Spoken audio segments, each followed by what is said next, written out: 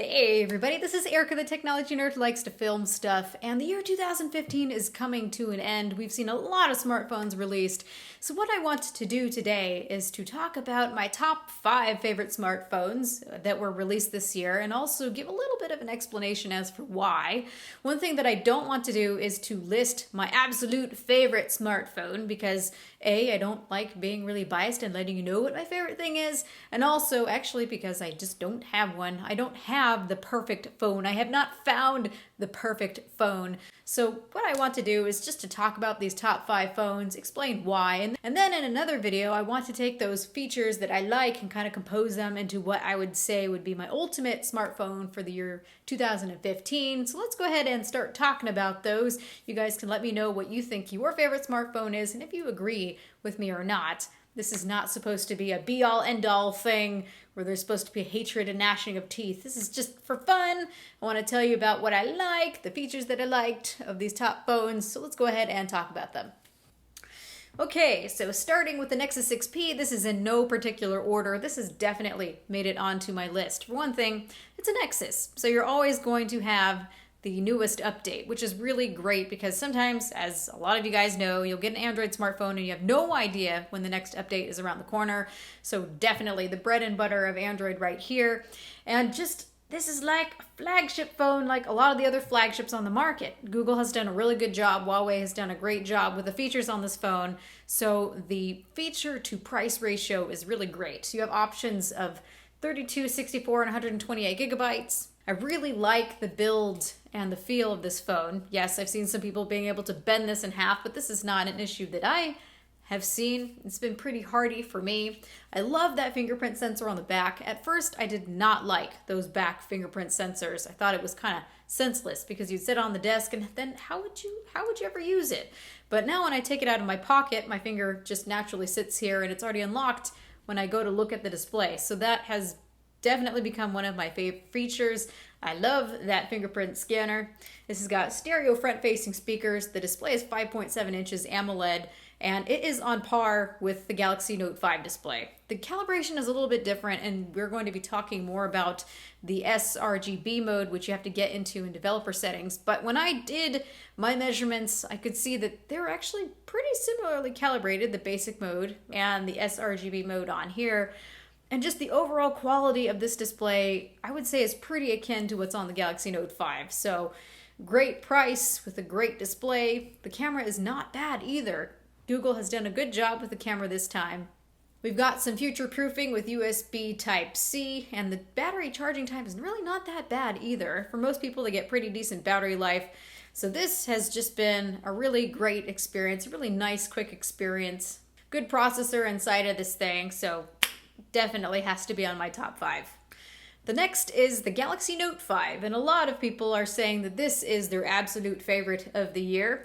It is a really nice phone, I have to say, and kind of coming out of the gate, a lot of people were pretty angry that this did not have a SD card slot, and also because the battery is locked in. But this does charge really quickly. That is a really great feature that I love about this, and the battery life is not bad either, although be careful. I did end up cracking the lens on this one, unfortunately. That's not something that's happening to a lot of people, but still, the camera on this is pretty darn great. I love the camera on this. This is the one that I feel like if I was going out, this is the one that I would trust the most.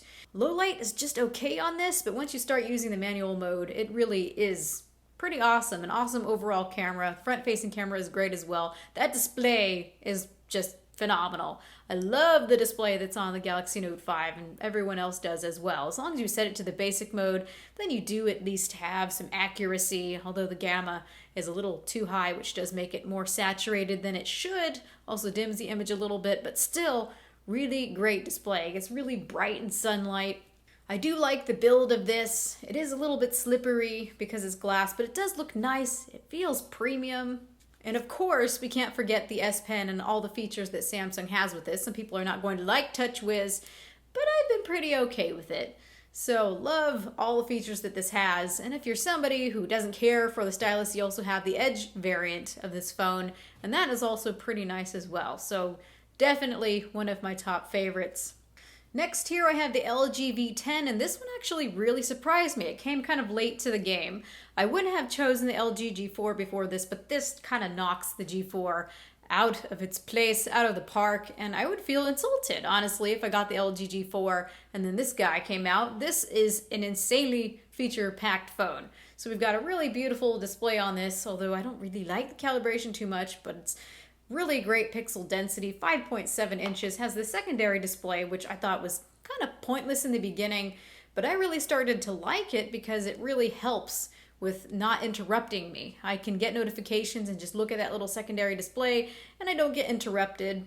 Also, it houses some of the camera controls, which just really makes the camera interface very powerful and very simple.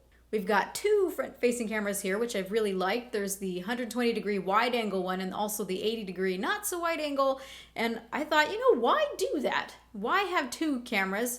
Actually, it turned out really well for me. Sometimes I like taking wide-angle selfies, and other times I don't. I kind of just want them to be more of my face and kind of composing more close to me and not whatever's else next to me. So that's really nice. This phone really focuses on media, multimedia. We've got that fingerprint sensor on the back again, and once I played with the Nexus 6P, I really fell in love with that. So there it is again. We've got this camera here on the back that is just awesome. I really love the camera quality, and those manual controls are just to die for. You've got real-time manual controls for video, and it's really been a really great, fun experience. Also for you guys who are audiophiles, you have a 32-bit hi-fi DAC. You've got a headphone amplifier. You also have a removable back cover. You have a removable battery and an SD card slot. This thing just seems to have it all. It's not absolutely the most perfect, of course, but it's pretty darn great, and it charges insanely fast as well. I've also really been loving the build on this phone. It's really, really a sturdy phone. You've got these steel rails here on the sides. This is a phone that I don't feel that I'm going to drop, so just props to LG with this one. They were hugely ambitious, and I strangely really fell in love with this phone. So it's definitely one of my top fives. So next we have the iPhones, the iPhone 6s and the iPhone 6s Plus, although I would rate the 6s Plus the better phone, definitely. It's got a 1080p display where this is barely breaking 720p on the smaller one, although I just happen to like the small size because I have a hard time finding phones on the market that are small. So I do give it some points for being small, though really the display needs to be higher than 720p, 750p, whatever the heck it is. We've got 4K displays now, for crying out loud. Come on, Apple. Seriously. But performance is pretty great on these phones. Gameplay has always been really nice and smooth. I've always liked the App Store and the amount of games and things that I still can't get some of the things on Android. So I do usually keep an iPhone in my pocket. One pocket will have an iPhone, the other pocket will have whatever Android phone that I'm testing at the time. I've really loved just how fast and quick and accurate the fingerprint sensor has been on this guy. Also, during video, the stabilization on the bigger one, because it's not on the smaller one, come on Apple, the stabilization has been one of the best that I've seen, if not the best that I've seen in video. Very simple, easy to use interface, although next year I'm really hoping that Apple steps up the game, but there's still a special place in my heart for the iPhones. Now last but not least is the Moto X Pure. I have not finished reviewing this. This has just gotten marshmallow, so I kind of want to do a full review on this guy now. Sorry about that. There's been a lot of things piling up. So needless to say, this is very close to stock Android. We do have Marshmallow on this. This is one of the very few devices that has Marshmallow. This has got a really great quality display on this.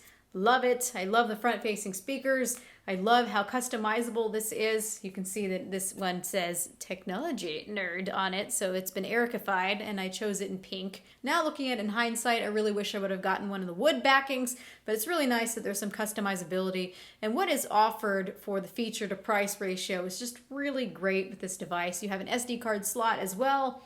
You can shoot 4K. The camera quality is pretty good too. It's not as good as some of the other phones I've seen on the market, but it really is pretty good. I've been happy, especially with how much of a train wreck their cameras have been before. I really like Motorola's features, such as being able to hack like this, and it turns on the flashlight. You can hack it again, turns it off. You can twist it to activate the camera, so I really like those quick type features. I've always really loved these little quick ways of looking at your notifications on the display. Really nice build. Fast charging as well. This does charge pretty nice and quickly, so really great phone for the price. I've been happy with a lot of the phones coming out that are not exactly top flagship price like the Galaxy Note 5, but they do have a lot of really great features. So I'm going to be really excited to see what they come out with next year. I do have to give some honorable mentions. Honorable mentions are ones where I really liked them too, but not quite as much as the others. So we've got the OnePlus 2. I would more call this the flagship wannabe, but really does have some nice features. We've got the Xperia Z5. This is the premium one, so this has got the 4K display. I will be reviewing this, so hang tight. And then we have the BlackBerry Priv. So this thing has got that full keyboard on it. I have not fully finished my review. I've been waiting for an update to be able to do that.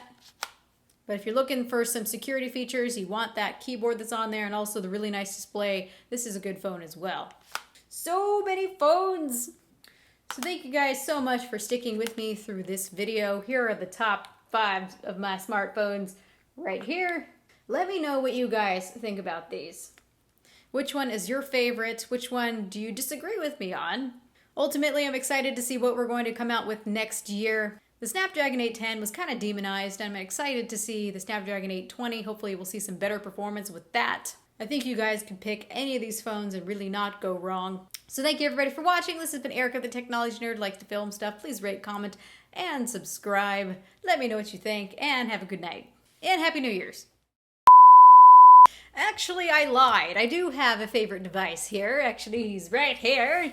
It's Jonathan! Hello. You guys probably remember him from the unboxing video that I did back in October, where I introduced you all to him.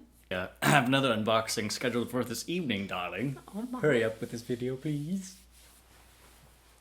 He's very a saucy one, isn't he? Now I'm going to turn red. Thanks, Jonathan!